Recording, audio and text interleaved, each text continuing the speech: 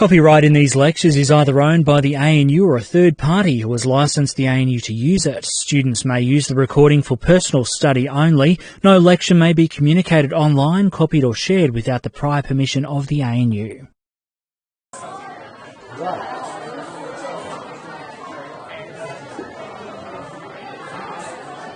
No, just stick with three. You've got three people in here, haven't you? Yeah, so just stay with three. You'll find another team on the as well. Yep, three people in here. We'll join the team on Thursday.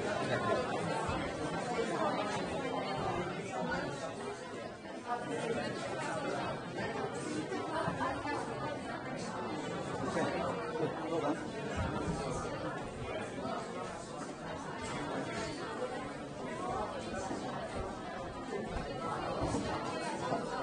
We need to start, boys and girls.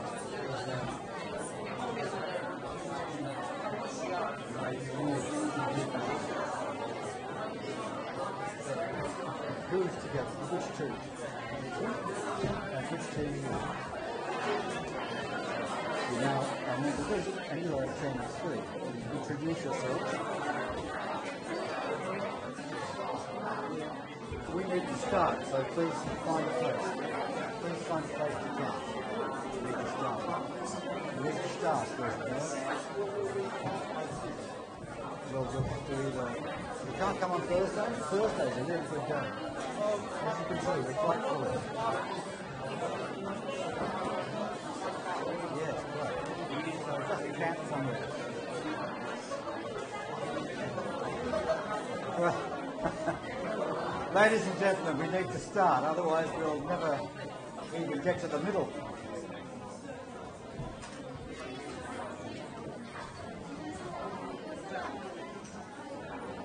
Okay, thank you. Apologies again for the cramped conditions. We are unable to find a bigger room. So, sorry about that.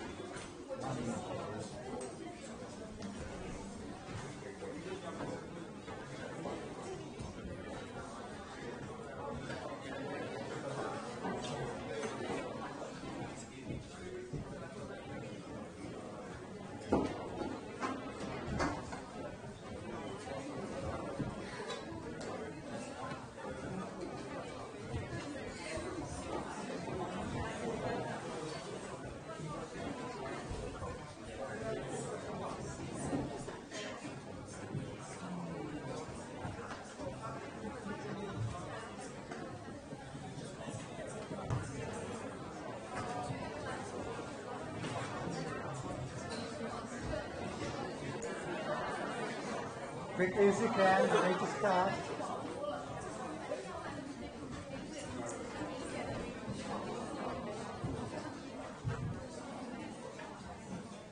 All right, well, today what we're going to do is tackle the basic information you need to do assignments 1 and 2, and this is how we're going to do it.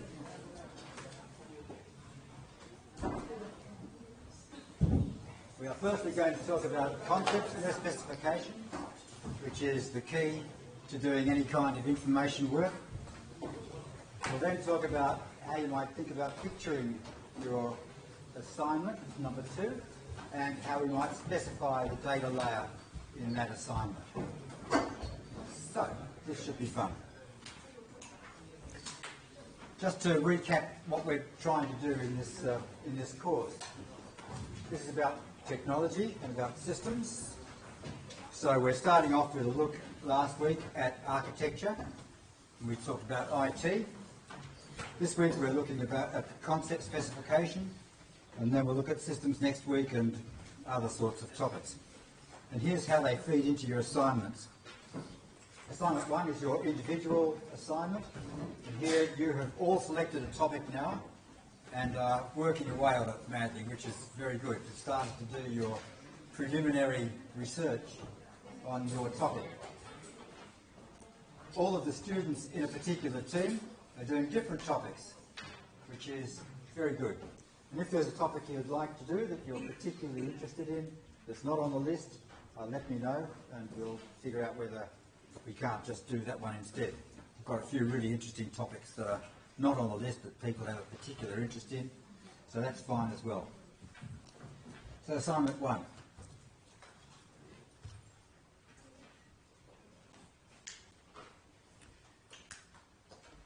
Assignment 2 is your team assignment, and it's underway as well. You've got a case study for King Island, and we've started to talk a little bit about what that involves. You've got to tell the council on King Island about the information system that they are going to need to manage the electricity supply and consumption on that island. You're going to be working with the information system, prescribing it, which is good. Now, at the end of next week, you can submit a short draft of your first assignment. And this is not a fully written out draft. It's ideas that you're assembling, it's concepts, it's preliminary structure for your assignment, it's your thinking about it. These assignments are not done by putting 3 hours aside, starting at the beginning of the 3 hours and then finishing 3 hours later and submitting it. That's not the way assignments work. These assignments are complicated and they require a lot of thinking. So you've got to do bits of it. You've got to put together some concepts and some structures and then come back to it later. Do some more reading, add more stuff, take stuff out, and slowly this assignment will evolve. Today we'll look at a few tools that might help you in that process. So, week 1. This is what we talked about. We talked about the three worlds theory as a way of trying to figure out what the information world is like. What are we trying to manage when we use information technology? And it's all this stuff. It's all the information world. Not the world of physical objects. It's not thinking, individual thinking. It's managing that information world. It's what we're trying to do with systems and technologies. We talked about the input process output model. And we pulled apart this little robot using this idea of what are its input devices and what are its output devices, what is it processing, and is it storing stuff away. So the input process output model, a key part of technology architecture, a key way of thinking about technology architecture. We then walk through a little example of technology architecture, with me taking a photograph of Hector, and here is a processor. That my little iPhone is a processor. It has input, it processes, and it has output. This output was Bluetooth, and that output was input to Photoshop, which was output to the modem, and so on and so on and so on. So we were using the IPO model, the input process output model, and we built ourselves a little technical architecture. Here are all the technologies that are used in that bit of information processing. And lastly, we went through an example to try and cement the idea of the three worlds model and added technology to that to demonstrate how technology fits in as an analogy, more or less, with human thinking and human information. We did quite a lot last week, didn't we? Many new ideas. And we ended up with this little model saying, look, there's the world, completely separate from things.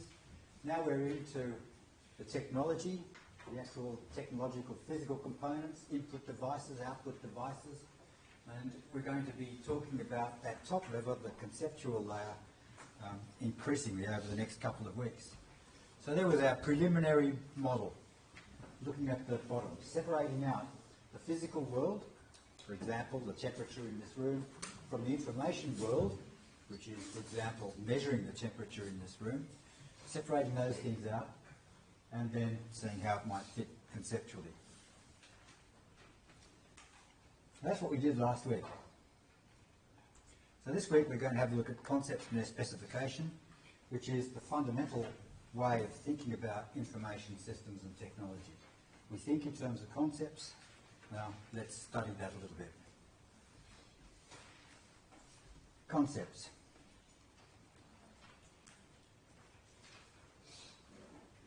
Well,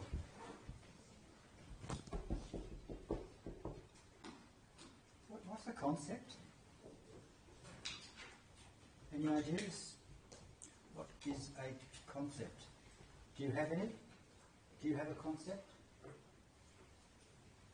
Concept of anything? Do you have a concept of a dog? You do. Okay, so what is it? What is this concept of a dog that you have and that I have? What is it? What is it? A little pattern in your mind that lets you recognise dogs when you see them? Is it that? Is that what it is? I have a concept of a dog which lets me look at a particular dog and say, that's a dog. It's pretty simple, isn't it? And we can share this concept because it's been labelled with a term, dog. So when I say that, you hear it, you have a similar concept in your mind to what I have in my mind because we share the term dog and the associated things that come with it. It's got 4 legs, a tail, 2 ears, a nose. It's about this big, or maybe it's this big. Yeah? The concepts are these things. They're ideas. Ideas that are shareable. They're not the particular. So Hector is my dog. There is a particular dog just standing there. The concept of dog is different to that thing. I say that is a dog. What I'm really saying is that particular thing there matches my concept of a dog. There's no sense in nature that that thing is a dog. There's no sense. I've made it up. Dog is a human thing, a human construction. We constructed this concept of dog because there's seen lots of them, or our forebears did, saw lots of dogs and said, oh, I've seen that one, they're very similar, I'll call them a dog. And ever since then, humans have called them dogs. Or, in multiple languages, they've all come to the same conclusion. Or a similar conclusion, actually, because languages are not always compatible, are they? You can't translate from one to the other necessarily, because the concepts are a bit different. Physical concepts translate pretty well, because you can test them against the real world. But more abstract concepts become very, very difficult to actually compare. More about that in a minute. So the first big difference is the difference between a particular and a concept. So a concept is a class, or a set, or a category. These are all terms for the same thing, which groups particulars into an overall cluster or group which it names. Now, generally speaking, a concept is a class.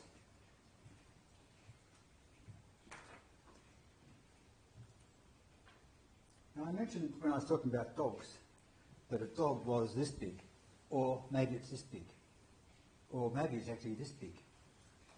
The question about whether something is a dog or not is not always easy because there are particular dogs which have attributes that are a bit unlike the normal dog. Yeah? So the concept is a bit fuzzy. It's not actually clear. You can't necessarily and definitively classify a particular as being a particular kind of this concept, because concepts are necessarily a little bit vague. There's one exception, and that is concepts that are defined intentionally. By intentionally, I mean the concept of the number of people, the concept of people in this room is a specific number, and It's an intentional definition because it's a concept, people in this room, which is built purely from this experience that we're having of the people in the room. It's an intentional concept. It is strict. There's no doubt about it. There's no one that's half in and half out of the room. But it's rare to have these concepts which are defined by the intention. Almost all concepts are defined by their extension, by the things which may or may not be a part of this concept. So concepts can be fuzzy or they can be strict. And if you read dictionaries, dictionaries will give you a definition, yes, of a term. They'll give you a definition. Well, this is supposed to be a concept specification. But of course, it's just the tip of the iceberg. There's no such thing as a definition really in concepts. It just doesn't work that easily. Almost every particular is more or less a concept. And if you get into abstraction at all, then things become even fuzzier.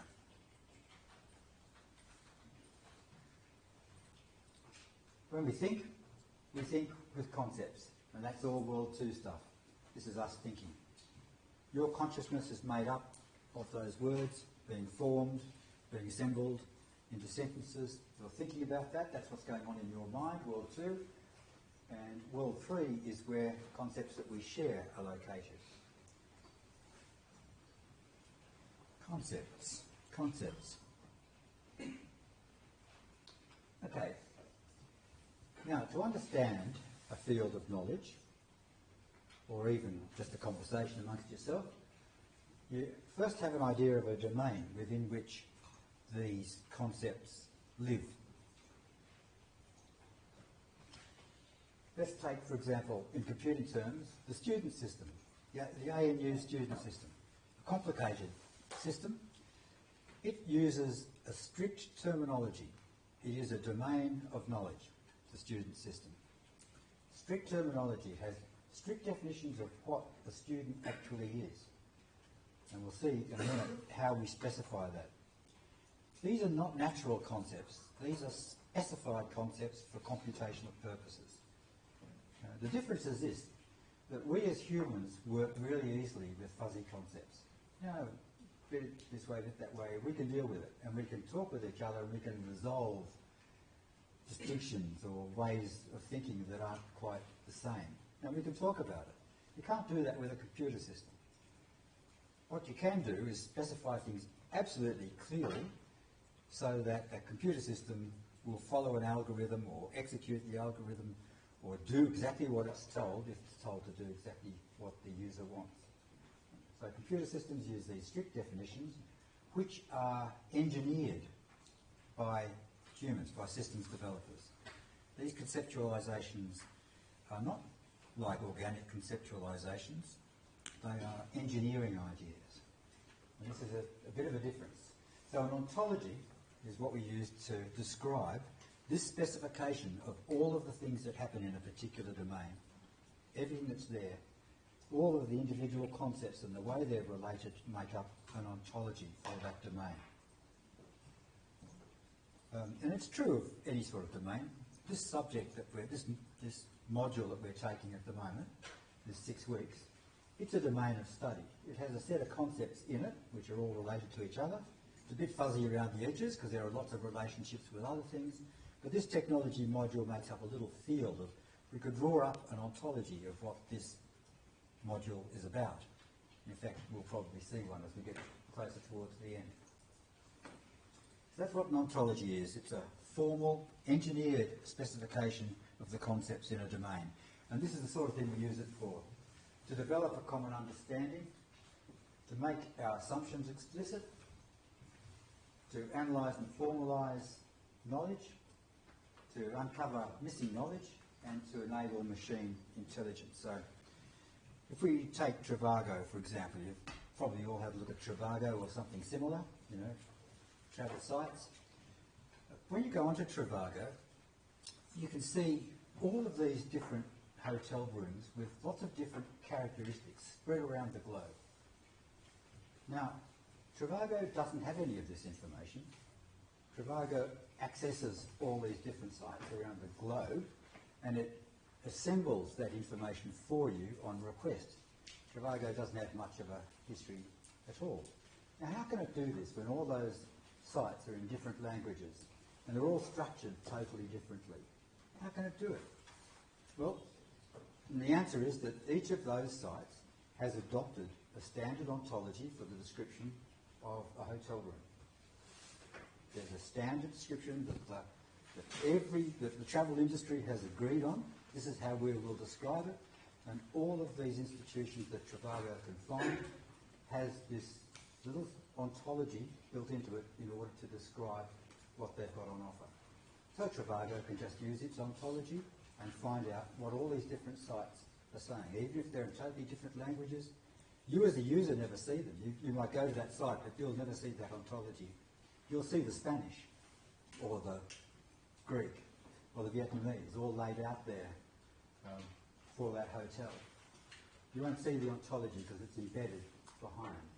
It's kind of like what we have in our minds. We don't think about our own ontology. We just talk and listen. So we've got it, but we don't actually talk about it much. When we think about systems, we've got to start unpacking it, making things crystal clear for these kinds of reasons.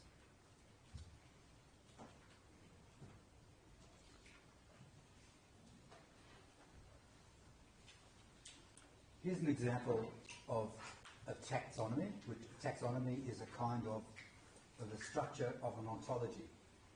So an ontology is a set of concepts, a specification of concepts. They're structured together in some way. And here's an example.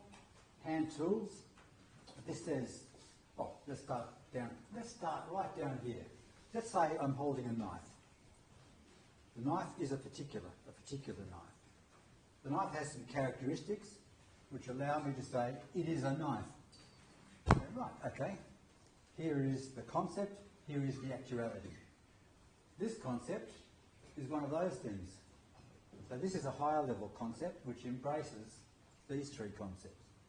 And this one itself is one of those things. So we've got a taxonomy, which is a set of sets and subsets which structure a particular ontology. Now, ontologies can be structured in several different ways, but this is a very common one.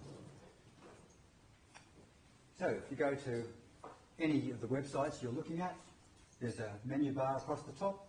Click on the menu bar, it comes down with a whole lot of subcategories of the title of the menu bar.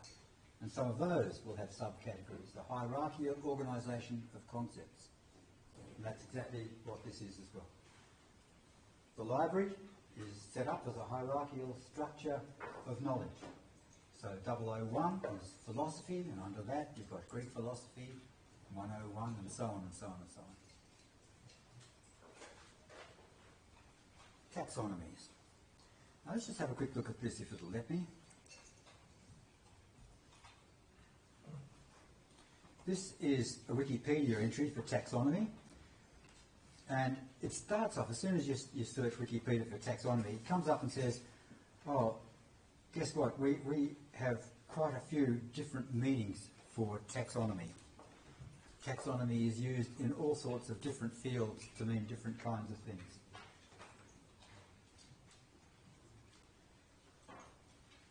Well, the one we're using is down here, but clearly it's only one of many.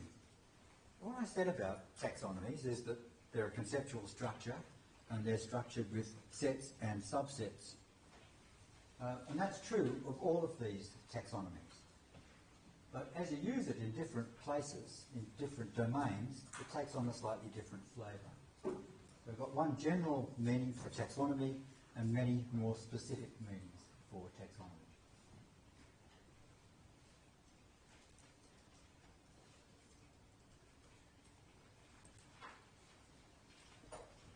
Excellent.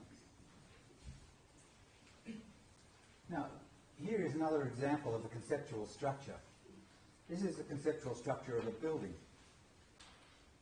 It has in it all these different components.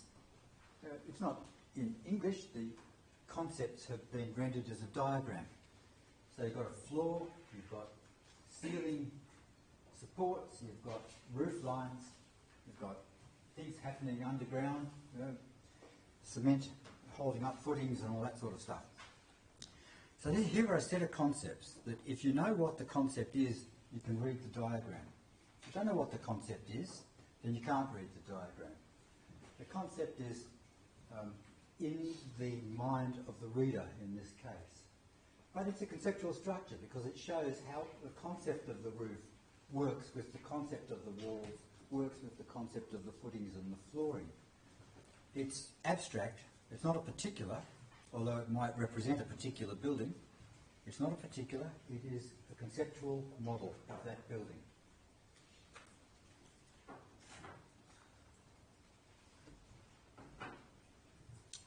Here is another one. This is a mind map where a group of people are trying to figure out what the conceptual structure of a particular domain is. And in this case, they're talking, it's a nursing thing because they've got their nursing practice. And they're just thinking out loud in a group, working with this butcher's paper, writing these concepts and saying, hang on, that's related to that, that's related to that, that's related to that. This concept mapping is the kind of thing that's very useful for you to do for assignment 1. You've got a complex topic. As you read, you'll find lots of concepts which are quite like or around or a part of the topic you're working on. And you can start mapping these out.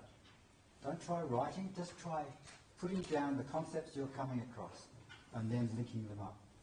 And you'll be surprised to see a structure will emerge from that if you keep at it. So, this is a way of breaking down complexity. You've got such a simple title, data science, and yet you've got so many concepts that explode once you start looking into what data science actually is. And you need to start getting all of those under control and getting them structured. And some you're going to carve off and forget about. I'm not going to go there. And others down here, you're going to carve those off. You're going to concentrate on this bit. But that's okay. That's what this iterative thinking is about. This is unpacking complexity into lower level concepts which you can then structure to give you a picture of the whole.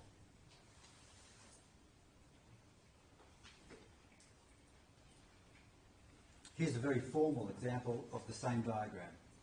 This is from the 1960s when AI was just taking off.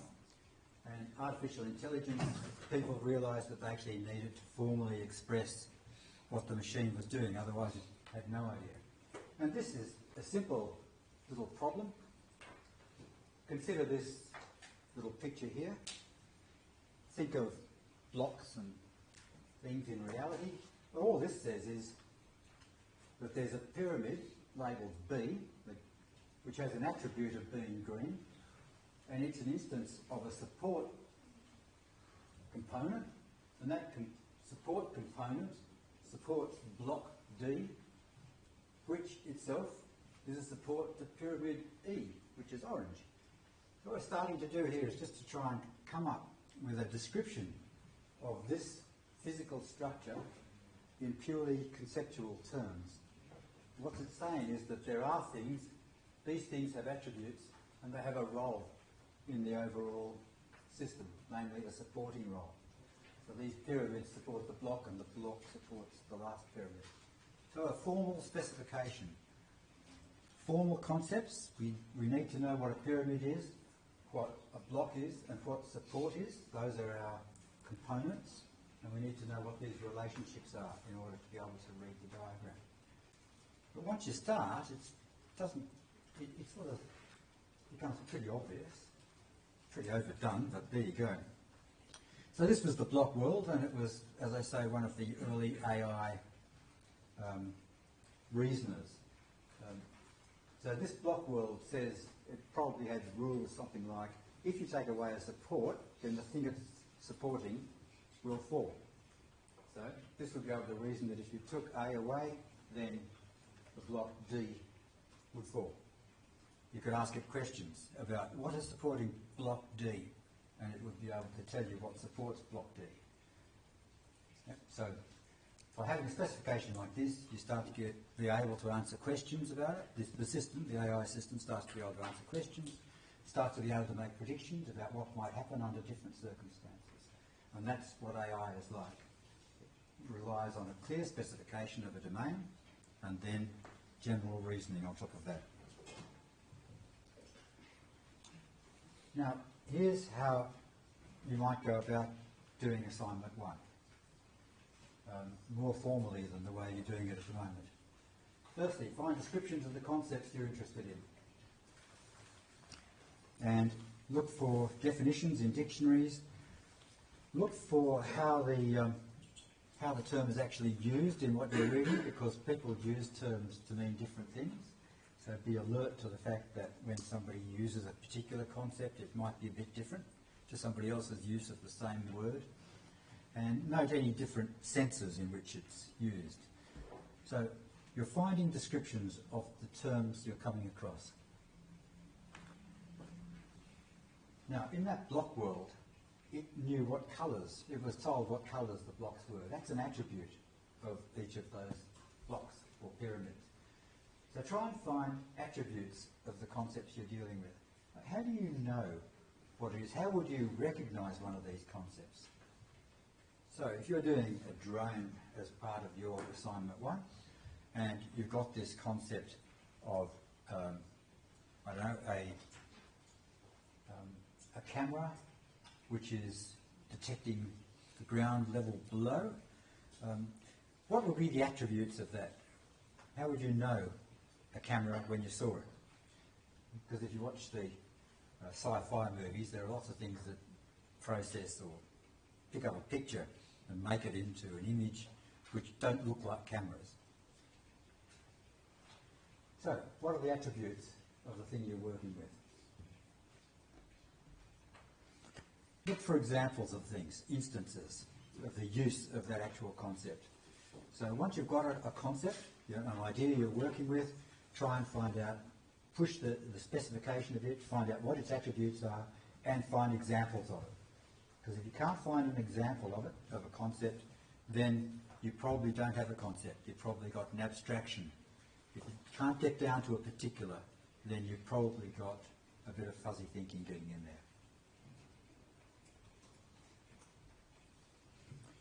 And look for the taxonomy around the concept. So look for the parent concepts. So this looks at particulars. This looks at what the structure is if you're thinking about this as an ontology. What type of thing is it that I'm dealing with? Are there any subtypes? Now I've mentioned WordNet here. WordNet is an interesting piece of software. You just type in WordNet. Comes up, it's from somewhere in the States, Harvard perhaps. Anyway, what it is, it's like a dictionary, except it's highly structured. So if you type in a word like love, it will come up with all of the major categories above it and all of the categories below it. You can take a term, put it into WordNet, and it will give you the hierarchical structure around that term. So quite a useful thing to look at when you're doing your research about a particular concept. Of course, it doesn't deal with technical concepts. So if you put it in drone, I don't know if you'd find one or not, but you may not find one. It deals with more general concepts. But a nice way of trying to find out what the conceptual pattern around your concept is. And taxonomy isn't the only relationship, as we're about to see, that concepts have with each other. It's an important one, but it's not the only one. So we'll look for some of those other relationships, like that nursing case, which had all sorts of different connectors to other concepts. So this is concept analysis. Now, I've put a couple of readings in the resources folder that may assist you in building up your concepts about your assignment, about your topic number 1. So what I'll be looking for when I mark this assignment is for some clarity. I'm looking for you to demonstrate the clarity of these concepts. So I'm sure you'll find a way of presenting that. So I'm not looking for, what everybody else has said about AI or data science. I'm looking for your unpacking of this complicated area, and the way you've tried to clarify those concepts.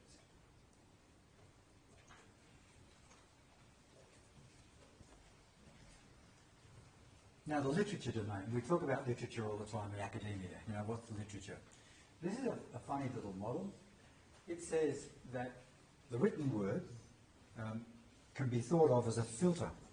So up the top, we've got all sorts of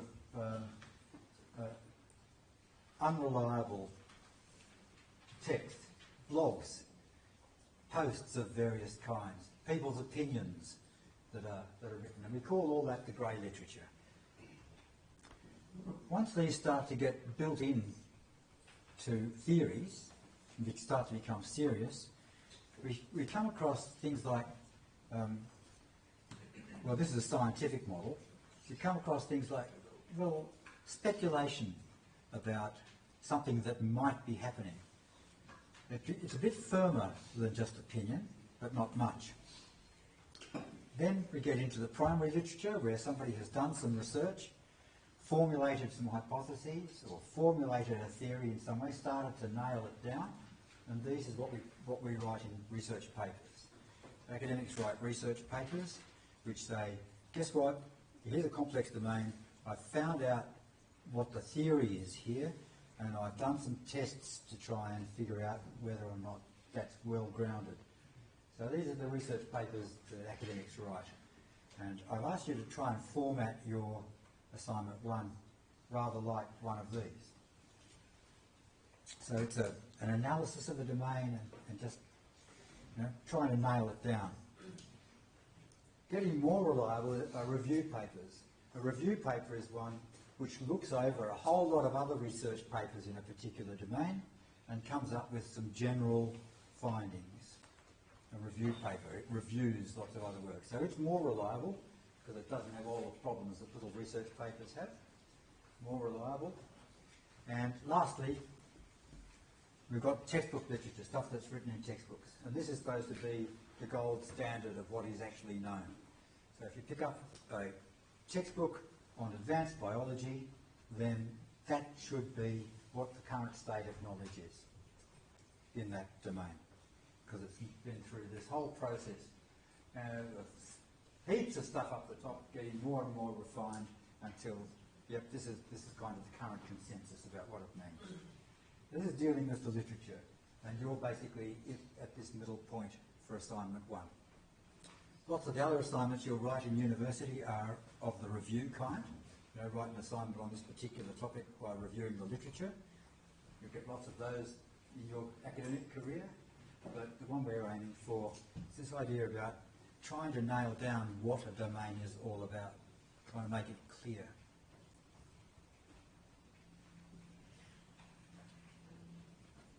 Now, just to end this talk about conceptual frameworks, I'd like to walk through a particular formulation. This is called conceptual graphs, and it's particularly simple. It's concept one is related to concept two. That is our building block. If you think it looks a bit like input, process, output, you're right, but put that out of your mind, because the resemblance is purely physical. Concept one is related to concept two. Right. Here's an example. The Information Systems Foundation workshop this year is located in Canberra. Now this is a statement. That's a statement. The IS Foundation's workshop is located in Canberra, and here is a formal representation of that statement. It says the relationship is location. The type of thing is a workshop. It's located in a place which is a city. And this identifies the particular, and this identifies the particular city. So this is a pattern that represents that English statement.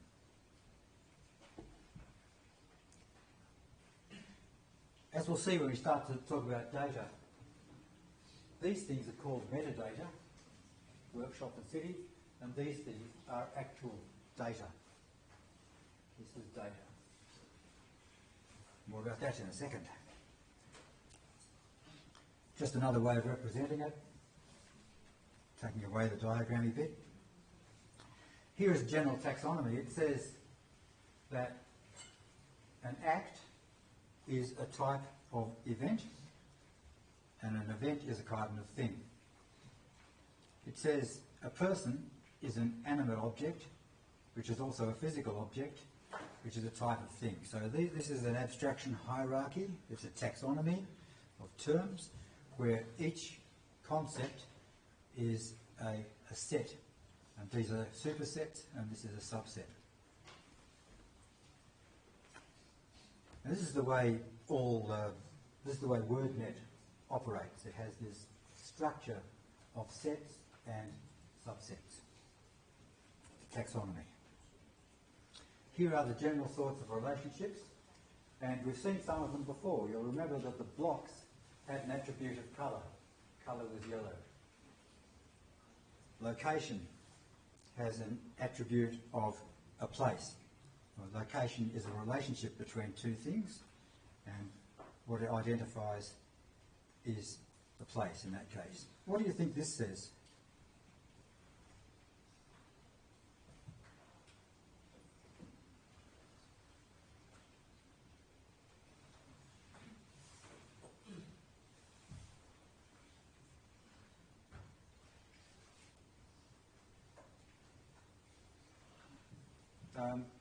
A cat.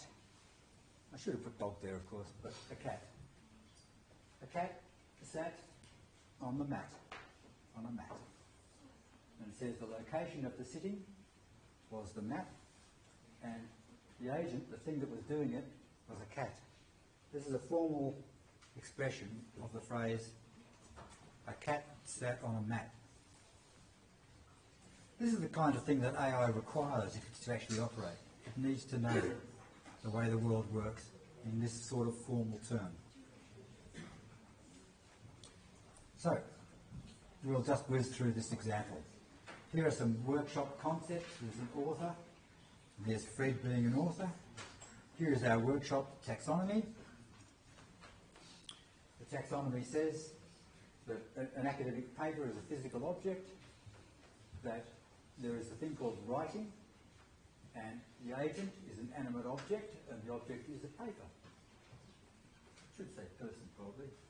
And here are statements that we can make. We can say, the author, Fred, was the agent writing paper number 27. Here how we can start making statements with particular information in them about using the ontology that's above there. So the bottom line is a statement. Fred wrote paper number 27. And given the formality of this, if somebody said this, paper number 27 wrote Fred, if somebody told the system that, the system would say, hang on, that doesn't match this pattern, because writing needs an agent that's animate, and here's writing needing an agent that is animate, and you said paper number 27 was animate, which it isn't, because up there it says it's a physical object, not an animate object. So by specifying this stuff formally, we can find errors and problems and statements that are not valid in this domain of thinking. All the point is here, you don't have to memorise this stuff, all the point is here that there are formal ways of expressing our concepts and their relationships. And this is one that's extremely general. So, coming back a wee bit, here's our three worlds model. Ontologies and vocabularies live up here. Everything we say and think is in terms of these ontology or vocabulary. An ontology is just a structured vocabulary, a specified vocabulary. And, well, just as a bit of a throwaway, the three worlds idea itself can be seen as an ontological theory. It says, here is a theory about what exists in the world. Boom, boom, boom. So it's a theory, it has these concepts in it, and it has these relationships in it that we discussed last week. Now, why do we want to study concepts and ontology? Well, That's why it's not just about technology, it is actually about us. We want to study this because our thinking is conceptual based, and if we can do it better, if we can do it more formally or more critically, then we think better. We don't get swept up in stuff. So it's good for technology. I mean, it's necessary to specify technology, but it's also extremely valuable for a human being. Now, if I talk about the city of Canberra, that's a substantive concept. It's a low-level concept because it's quite close to the physical world, the city of Canberra. My dog, Hector. These are substantive concepts. Right close. You can measure the thing. So the temperature in this room is a substantive concept because we can measure it and say it's 25 degrees. So it's really close to what's actually physically the case. A substantive concept. And as we go up, we find substantive theories where concepts are put together into a pattern, and then these feed into other bigger theories, and these feed into other bigger theories. So it's a taxonomy of thinking or of theorising, and three worlds models at the top. It's an example of a grand theory because it covers absolutely everything. Don't worry too much about that. It's good fun though. Concepts and their specification, useful for assignment 1.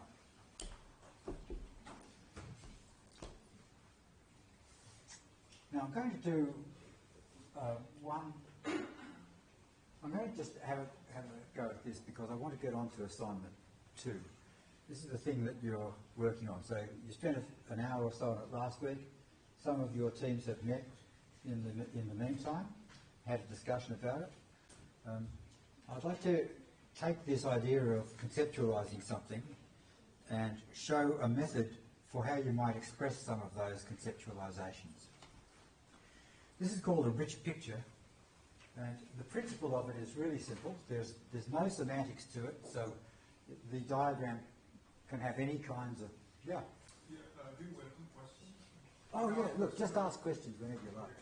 So I was a bit confused, like are we supposed to write a mini research paper, like we have to go through some research articles and put together a literature review or something for the first assignment? Like I'm a bit confused about that. Like, how are we supposed to structure it? Well, I'm not going to tell you that. Like, can I just use IPO model for that?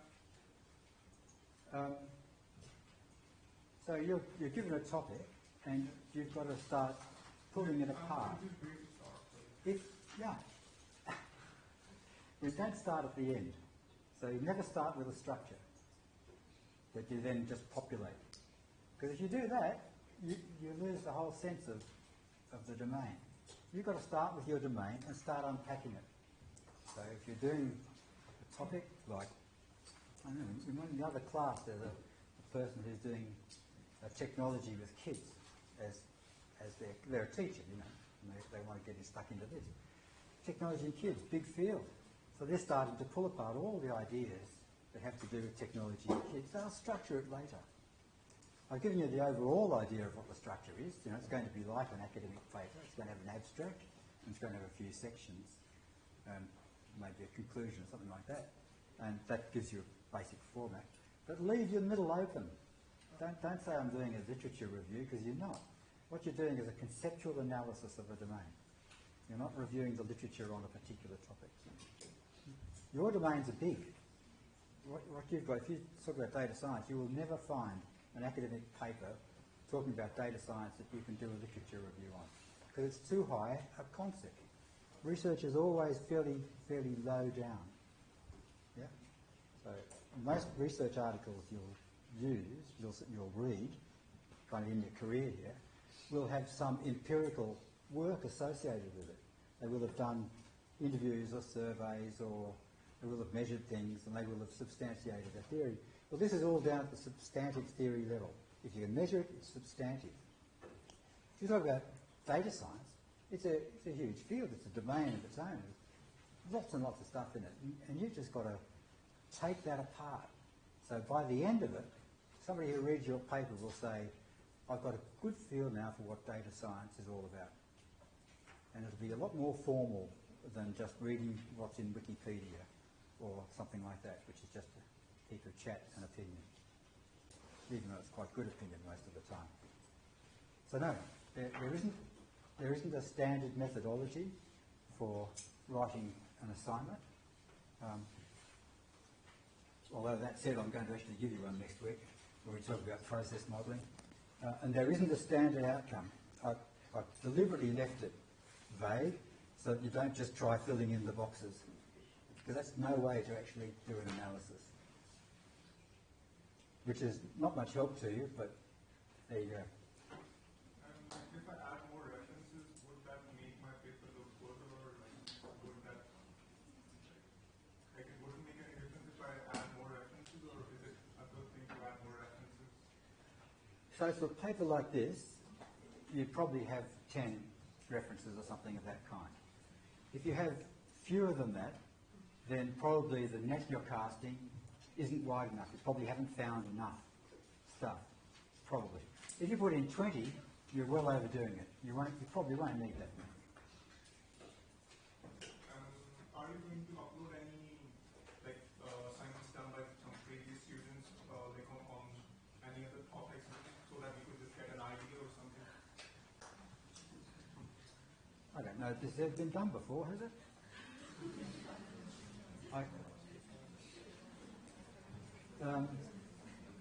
No, I don't think so. I'll think about it. I've given you an example of a paper.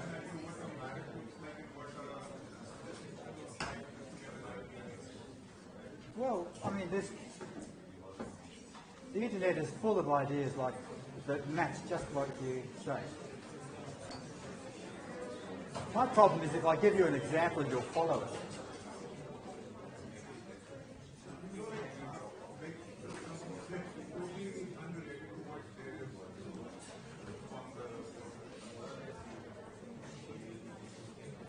I'll give it some thought. Okay, now, ladies and gentlemen, we need to just tackle this bit, because this is important for assignment 2. So with assignment 2, you've got yourself a complex problem to look at, yes? It's got a whole bunch of concepts in it, yes?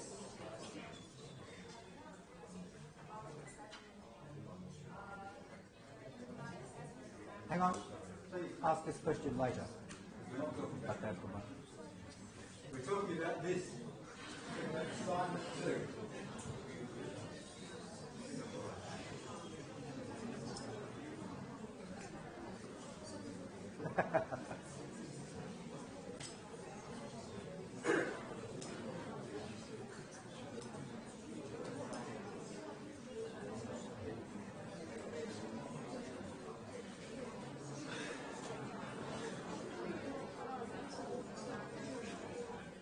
Okay, enough.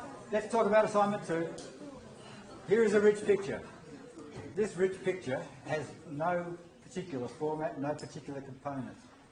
This one comes from Peter Checkland in about 2000, 20 years ago, and it tries to pick up some of the key concepts. It's a concept map, some of the key concepts in this domain of interest, and identify them. In this case, it's focused very much on people, and here's what they're thinking. Here is their interests.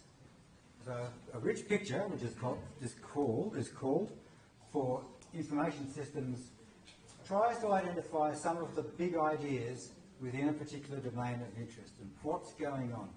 This is not a specification tool, it's an understanding tool. So when you sketch out ideas, this just attaches a few icons to them so that you guys see who's what.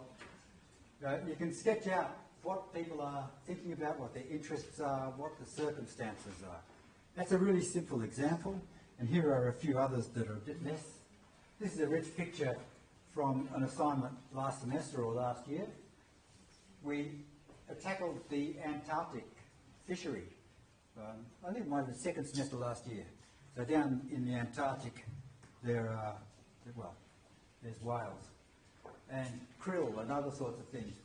But there are also people stealing fish, and anyway, the place has to be organised. So what students did was they pulled apart the case study and drew up rich pictures for them. This is a great way of identifying what your case study is like. And I'm just imagining what sorts of things you might put in your rich picture for assignment 2. This is another rich picture from assignment 2. It's exactly the same assignment. A very different picture, completely different kinds of things in it. They had different concepts. Some were similar and some were different. So here are threats to the ecosystem. They put the ecosystem in the middle and have various threats and various regulations and various objectives. So that was good. They pulled together a whole bunch of ideas that way. And here's another one. This one put the organisation in the middle for some reason. This is not a good one actually. Put the organisation in the middle and said, here are the things that the organisation is interested in. So rich pictures are very varied in their structure and content, and they're a thinking tool. And you'll do one for assignment 2. A rich picture is a very good way of saying, here is a picture of the overall plot, and now we'll go into some details, picking up on some of those details. And that's what a rich picture will do for you in assignment 2. This is a rich picture for a traffic domain. This one comes just off the internet, and it's got a whole bunch of other kinds of stuff in it. I put this up, well, just as another example, I guess. All the little clouds here are what people are thinking. I have to pay too much. Oh, how did I know that truck was there? You can't put a stroller here and all that sort of stuff. So, picking up ideas. So I'm just imagining what your assignment 2 will be. It'll have in it stuff about electricity generation and people thinking about that. And it'll have stuff about smart meters and stuff about information and people, what happens if there's a storm that knocks out part of the network. And it'll have those kinds of ideas in it as you're thinking about the physical and information systems.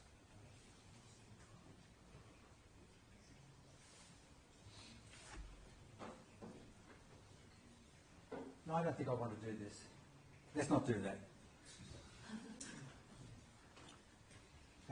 So we'll take a break and get some fresh air and come back. And what we're going to do after this is data.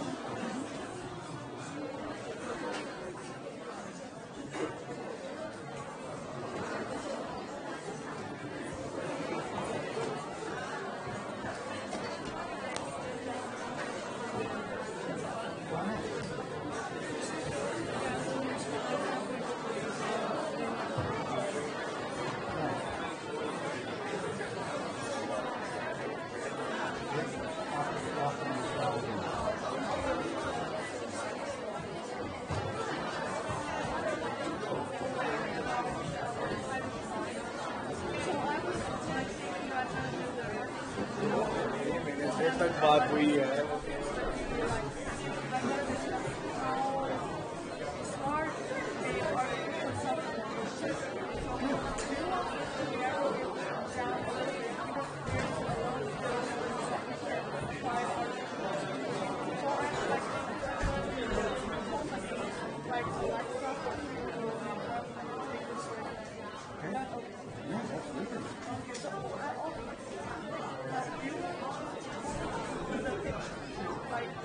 Assignment 2. What's the assignment 1? You can if you want to. Sure. That's it.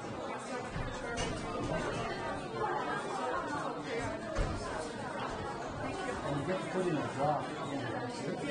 So they're only 5 minutes.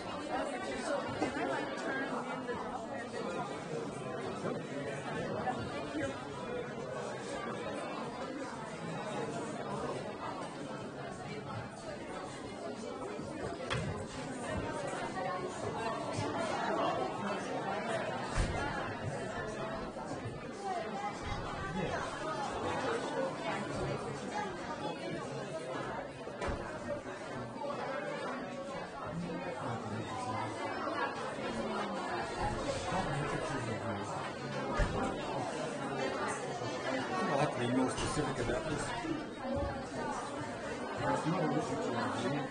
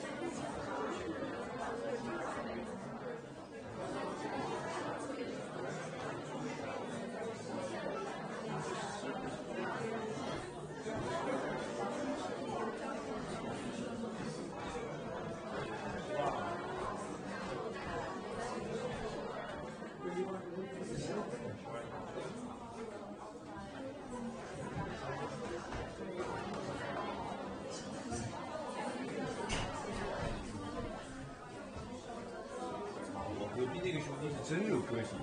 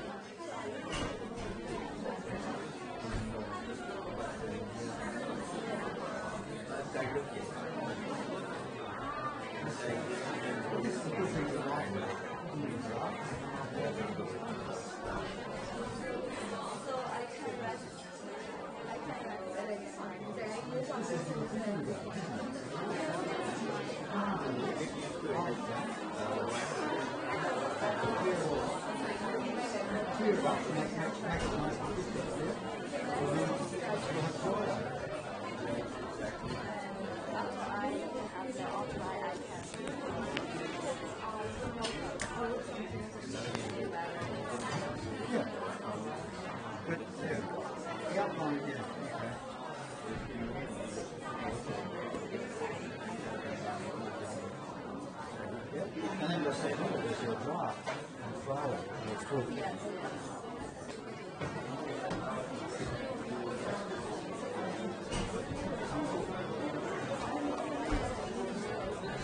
No, you're not.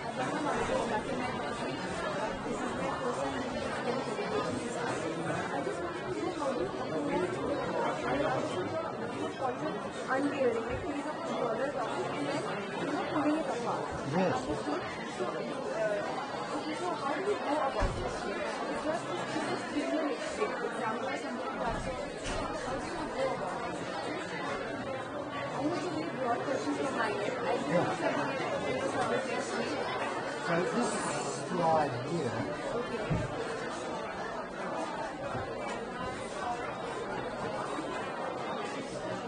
gives you a bit of a method. Find the concepts that you're working with, find their descriptions, look for how they're used, identify the attributes, how do you know when you've got one. and then For find the example, concepts. keep breaking it down. And I understand. I just hope like people will.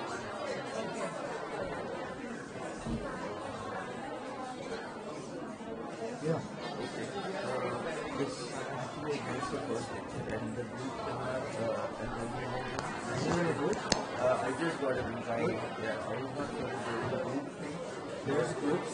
Send this one question that I have. So the learning is technology and within language. What exactly is the core of the subject? Since we're talking about concepts and how exactly is this like going to expand? What is the idea of this? That's a very good question. We can't just answer just right now because we've got to start. But, So make it come next day. yeah, okay. Yeah.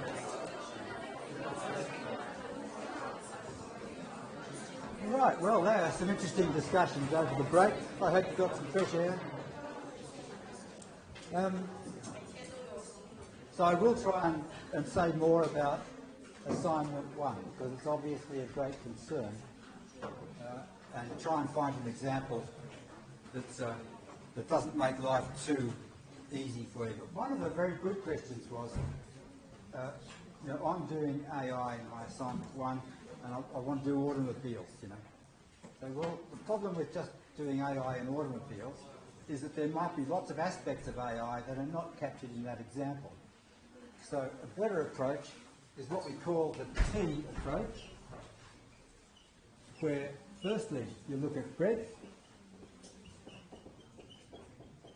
the breadth of the topic, and you try and unpack the various concepts in it in general, pushing them down to where you've got a good understanding of how they work, and then depth, where you take apart one particular example or usage of it, and it will draw on various parts of your breadth. But this way you won't leave out some important aspects of AI that you might have left out if you had just done one example or one subdomain. So the T model is quite a useful one, breadth and depth. Start with breadth, nail down your major concepts. In this case, that student will find has got this example and they'll work through that example. There are many other ways of structuring assignment 1. It doesn't have to be that way.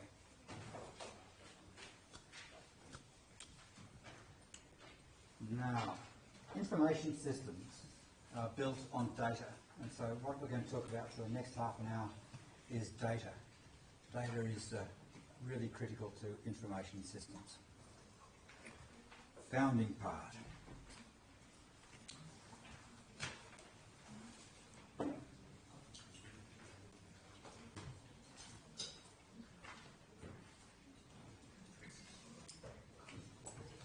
To simplify a situation by removing unimportant information.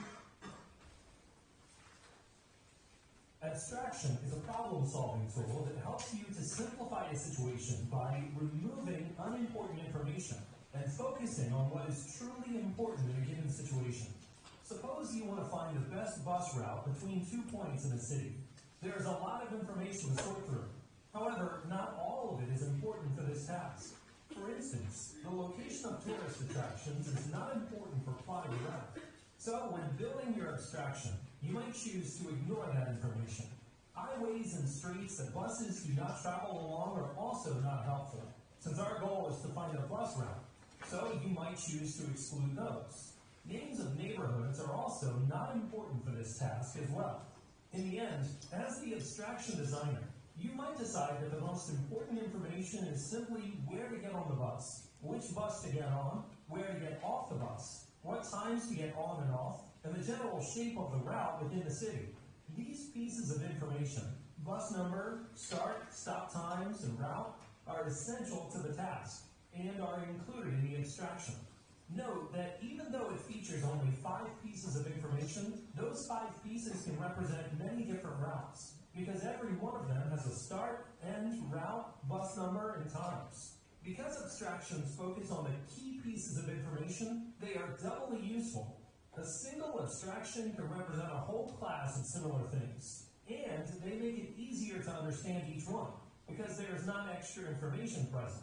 Every abstraction is built with a purpose in mind. For example, here are 4 different maps, visual abstractions of a city. This map is useful for finding city neighborhoods. This map is useful for finding city streets. This one shows the public transportation of the city, and this one helps them find major attractions in the city. All of these maps show the same city, but each map uses the concept of abstraction to remove what is unimportant and focus on what is important to the user. Abstraction is the process of creating an easier to understand version of a complex system by focusing only on key information. Thank you. Yes, very nice. That's abstraction.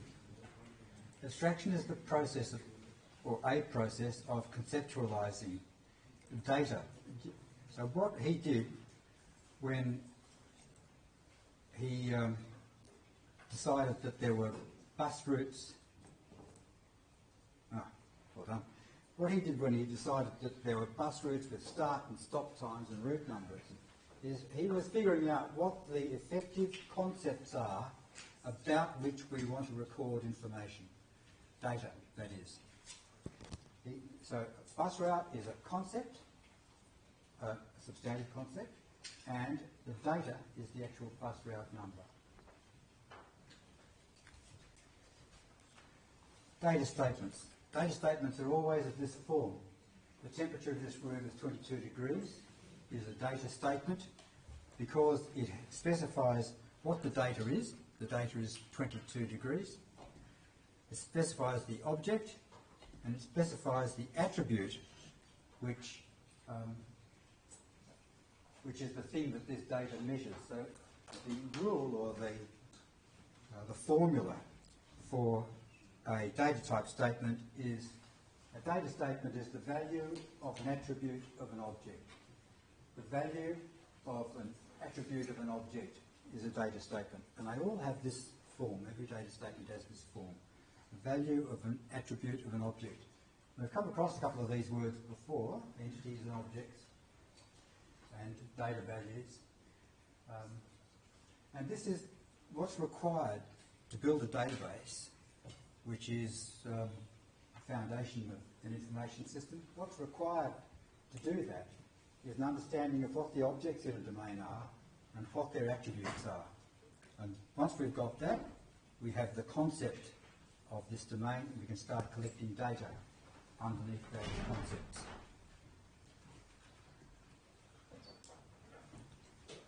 Okay, database. It stores data, needless to say.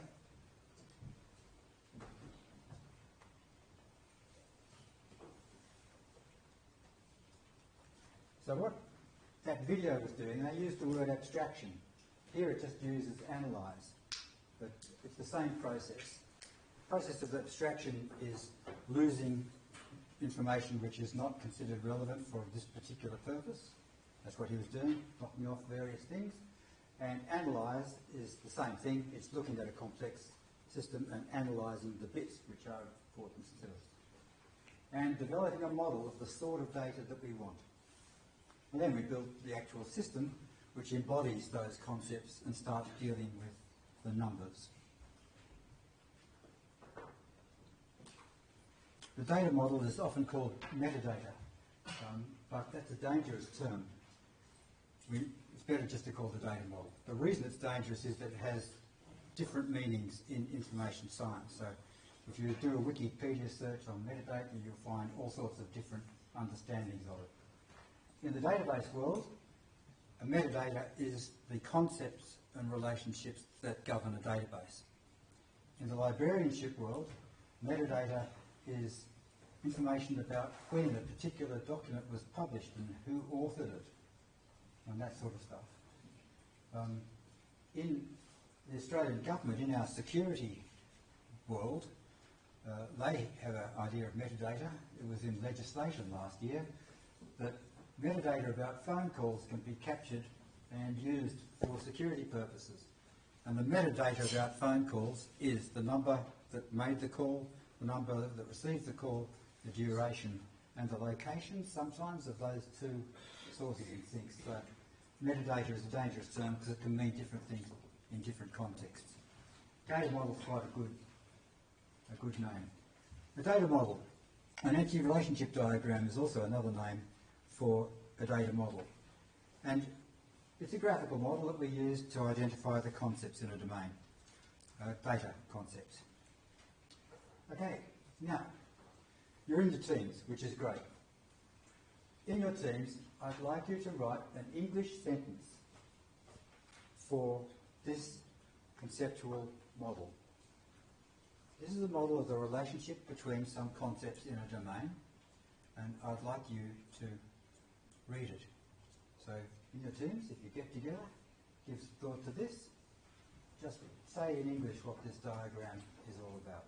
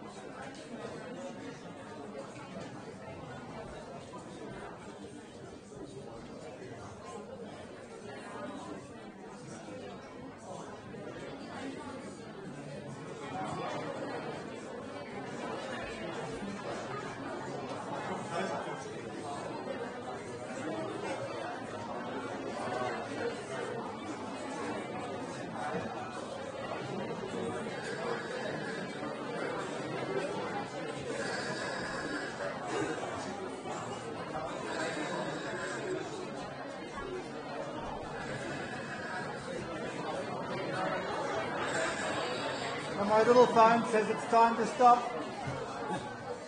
So, what did you think? What did your team think? Say something about this diagram. What do you think? Anything? Say something about this diagram. This diagram is easy and simple to see. Yep, but read it. Read a bit of it. The owner of the cat visits the. Excellent, thank you very much. That's terrific. That's really good. The owner of the pet visits the vet. That's exactly what this is.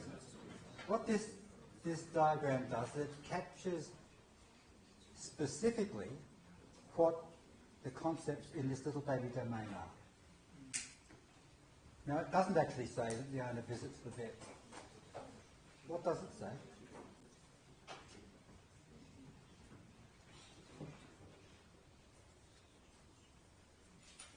Is there a line between owner and visit? There is not. So the owner did not visit the vet. What visited the vet? The pet. We have a concept of a pet. We have a concept of a visit. We have a concept of a vet. Now, all of these concepts. Oh, yeah. Yes. Absolutely. The owner's pet visited a vet at a particular practice. And it looks as though there was some medication given to this. During the visit, some medication was given.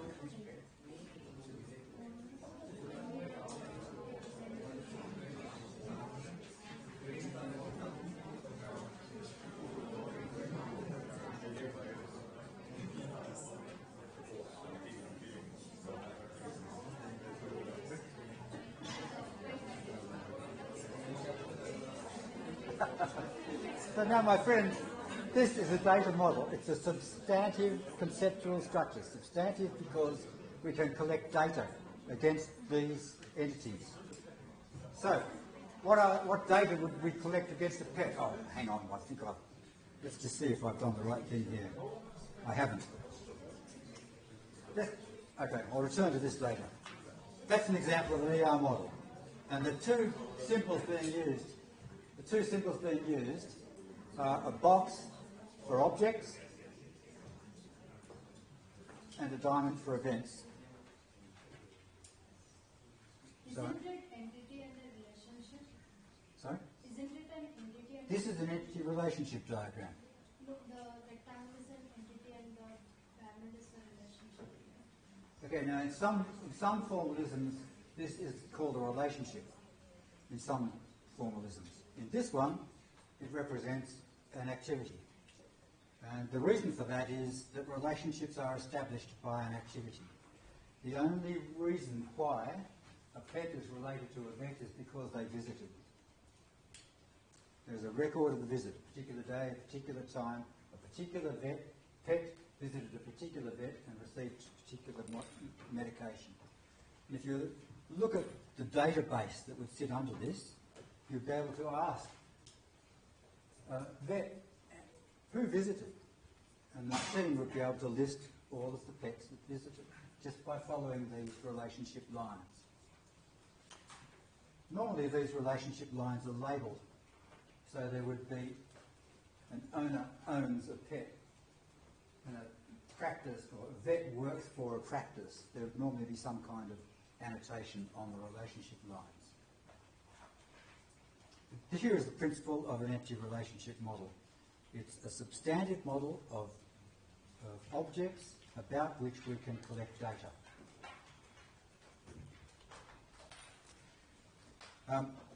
So that's what an entity is, and an employee is an example of an entity, which we'll just work through an example of.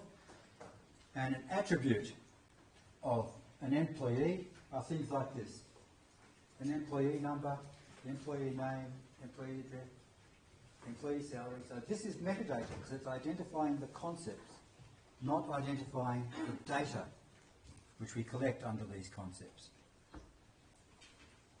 An entity and attributes. So here's an example of a table. Here is the employee. This could come straight out of a database. The blue are the attributes. The employee has an employee ID, a name, address, salary, and here are 3 instances, data about 3 different employees stored in this table. So that's the difference between the conceptual level, which looks at the concepts in the domain, and the actual data level, which is the data that we gather in an information system about those concepts.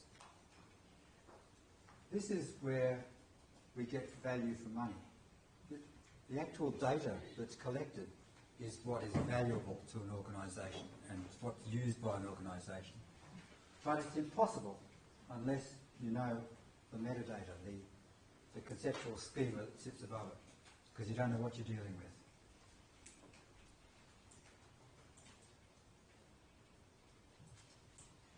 Does that seem to make a certain amount of sense? And here we have the object, the employee, the attributes in blue, and the data values here in red. Object, attribute, value. Object, attribute, value.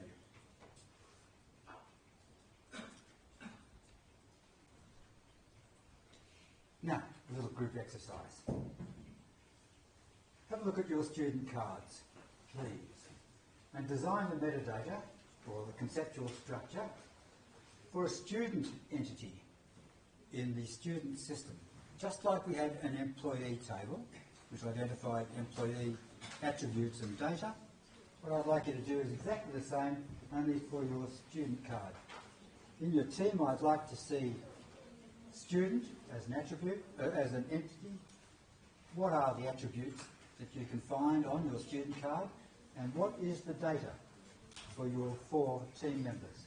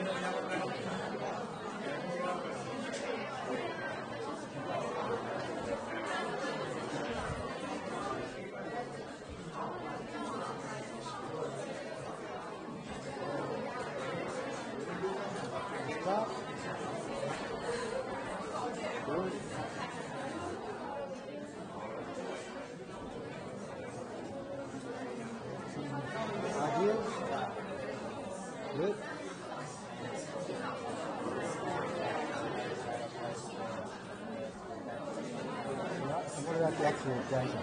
We've got some actual data.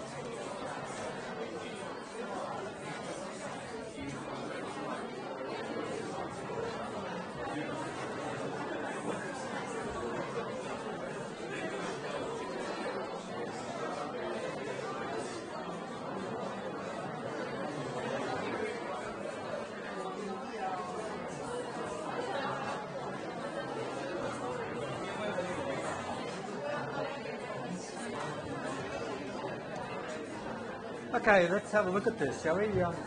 I've got my card, which is similar to yours in some ways. So we have a student, the concept of a student. What are some of the attributes of student, judging by your card? Student ID, good one.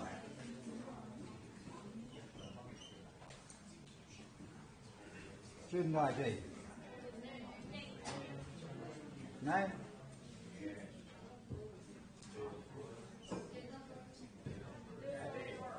You've got a date of birth on yours, have you?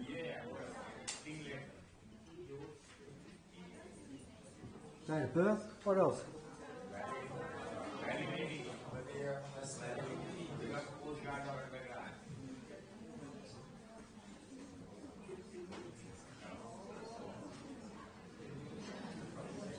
What's the validity? It's date, is it?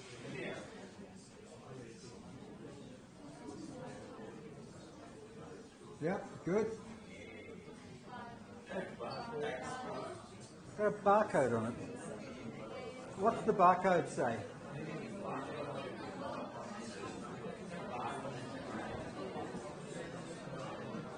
Barcode. What else?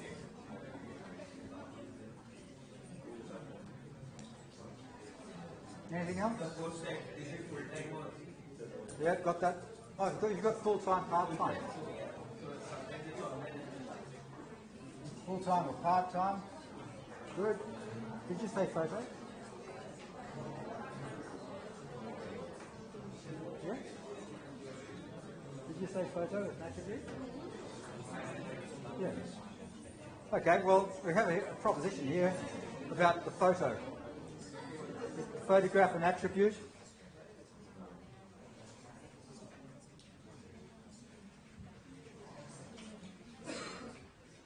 So this is the concepts that we're putting into the student information system. Yep. What about the photo? Is it in the student information system?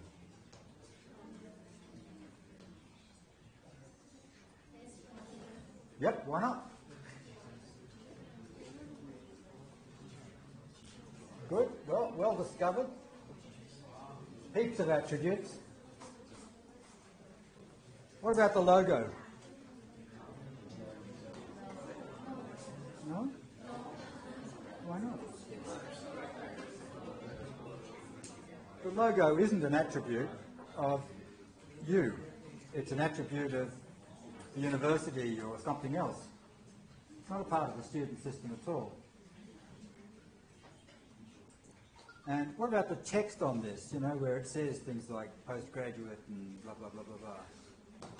These are just the names of attributes. So they're not part of the student system either. Good, well done. Now, what about some data?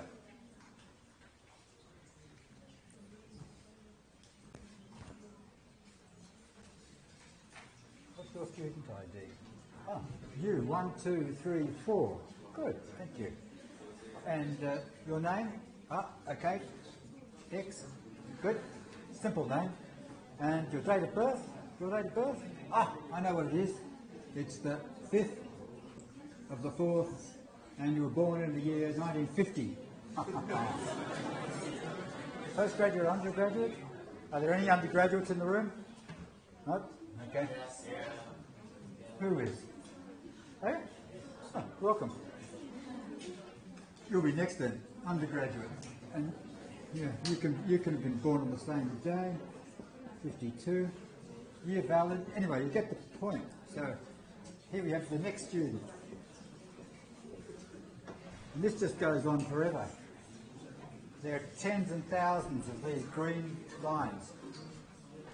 One for each student. So this is the beginning. This is the database that underlies the student information system. The black part is the language of the domain, the concepts in the domain. These are what we call the static concepts. These are concepts about objects. And next week we'll have a look at concepts about events. Well, not so much concepts about events. We'll have a look at how these things are created, how this data is created when we look at processes. Okay, well that's good. Database. Now, in your assignment 2, you will definitely have databases to govern, to collect information about power generation and power usage and all that sort of stuff. So you'll need to think about what entities your database will have and what attributes. Now, of course, you don't have to do this in great detail. You have to do just enough to demonstrate that your information system database is something that you know something about. You don't have to do a great job on this. That is, this is not a systems analysis for the purpose of building a system. This is an assignment which demonstrates to this council what an information system is like. And what they're going to do with it is, when they get proposals from companies to build something really good for them, they'll be able to understand what they're talking about and to know when they're getting snowed. Because IT people are really good at snowing their customers, wowing them with jargon. So what you're doing in assignment 2 is you're equipping the council with the concepts that it can use to understand information systems that are proposed for it. And this is a seriously important part of that. What is the database?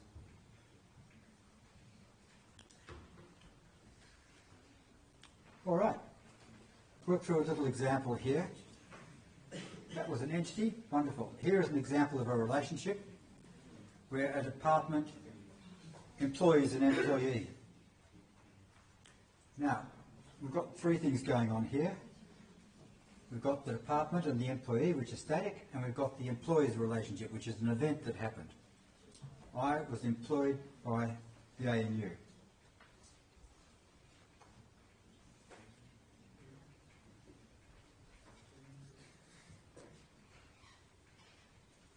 So given that this is what the student table looks like, what the student database looks like,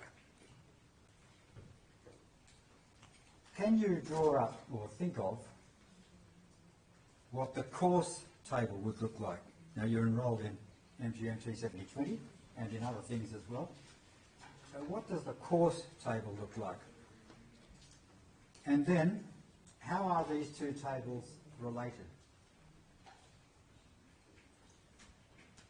What I'd like you to do is to give some thought to a model that looks something like this. There are students and courses, not employees and employers. Students are enrolled in a course. So what would a diagram look like which linked you and your course and your enrolment together?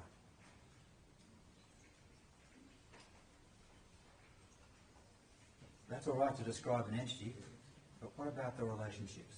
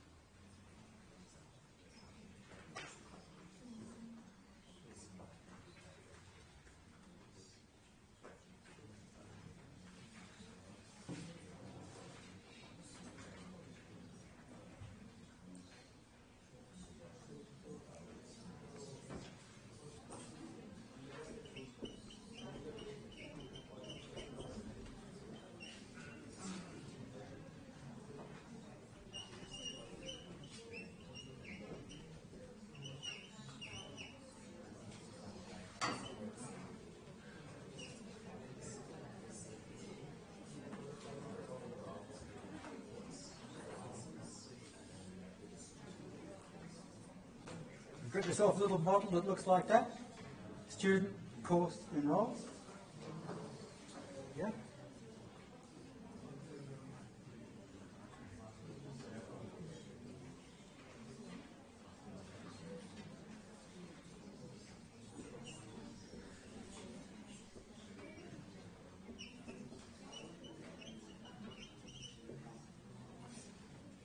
So my question to you is, what does the enrolment table look like?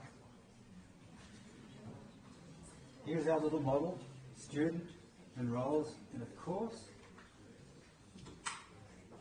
I'll just say a few things about course. Course ID.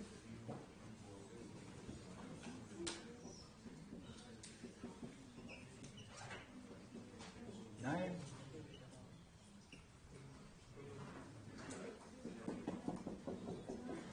Lots of courses. Lots of students. What does the enrolment table look like?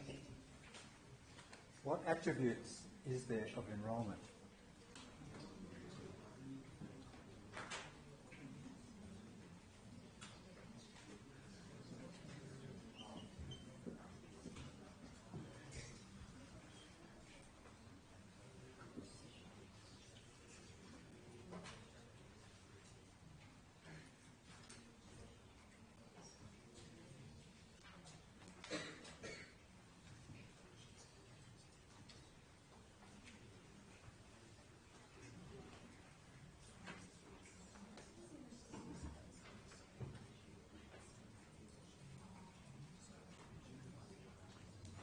Well, so you have enrolled in 70/20, right?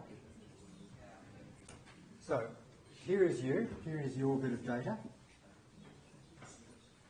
Here is 70/20.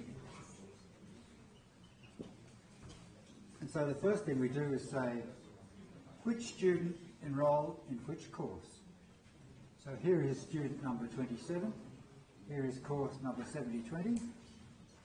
And this says student 27 enrolled in course MGMT 70/20. We've related the student database table with the course database table by enrolling a particular student in a particular course. Now, given that relationship between students and courses, there are lots of other attributes of this relationship, and the last one will be your grade. So an attribute of your relationship with this course is that you enroll for a particular semester and blah, blah, blah, blah, blah, blah, blah, and that you got a grade. And this is how we bring these tables together in a database. We link them through the IDs. So here is the ID that you correctly identified there, MGMT 70/20. We link those two together because the active enrolment does this. It links together a student with a course. And then all of the data about that relationship is accumulated in the enrolment table so that we can query it. So what we've been doing is looking at concepts that we want to record information about, data type concepts, and we've been looking at how we can get them into a database, which is great.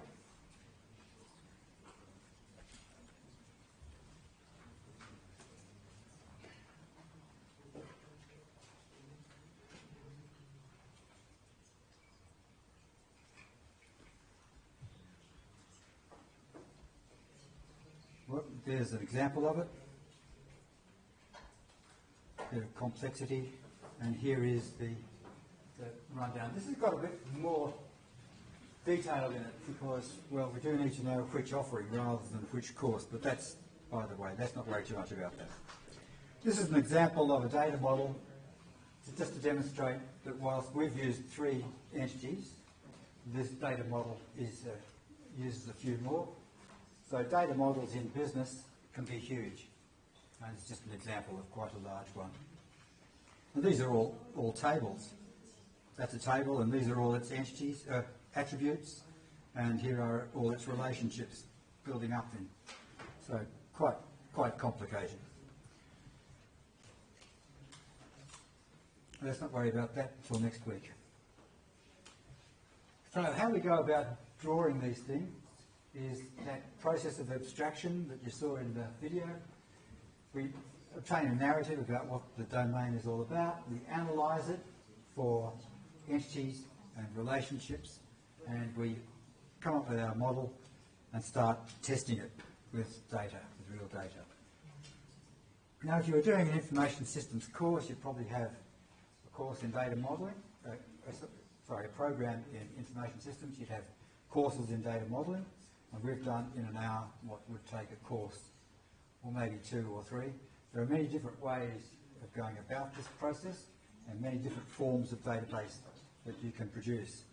This is the classic. This is the standard relational database, entities and relationships.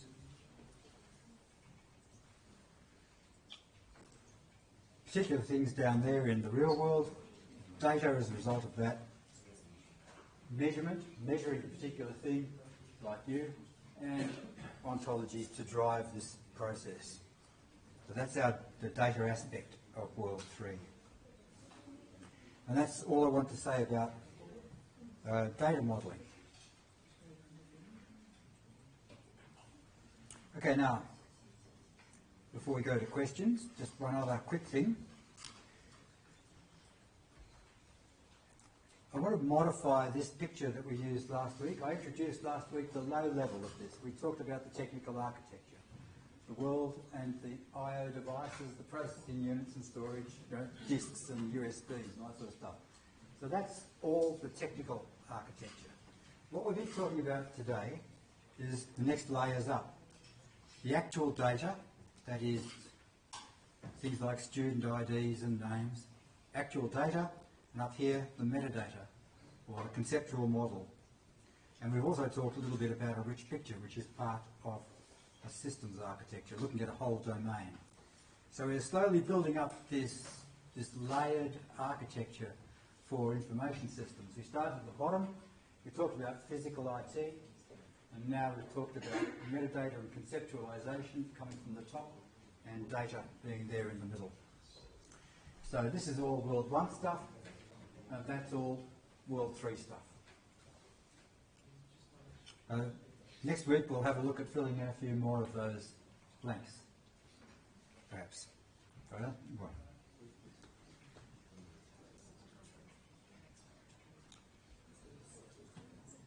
okay, so now it's question time and a team meeting time. So every session has a decent sized team meeting at the end. It's not always easy to get together out of class. So you should be now working in this on assignment 2, in this team coming up, team meeting on assignment 2. Think about rich pictures, think about databases, think about technology architecture.